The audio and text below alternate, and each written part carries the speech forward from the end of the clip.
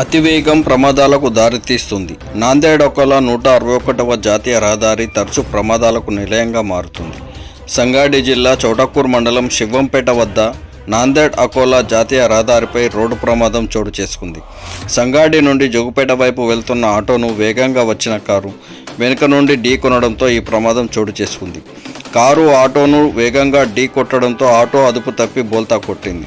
ఆటోలో ప్రయాణిస్తున్న మిన్పూర్ గ్రామానికి చెందిన దంపతులకు తీవ్ర గాయాలు అయ్యాయి. కారు డ్రైవర్కి స్వల్ప గాయాలు కాగా గాయపడిన క్షతగాత్రులను చికిత్స నిమిత్తం 108 వాహనంలో సంగారెడ్డి ప్రభుత్వ ఆసుపత్రికి తరలించారు. స్థానికుల సమాచారంతో ఘటనా స్థలానికి చేరుకున్న పోలీసులు ప్రమాదానికి గల కారణాలపై స్థానికులను అడిగి వివరాలు సేకరించారు. అనంతరం ఈ ఘటనపై కేసు నమోదు చేసి దర్యాప్తు చేస్తున్నట్టు పుల్కల్ పోలీసులు పేర్కొన్నారు.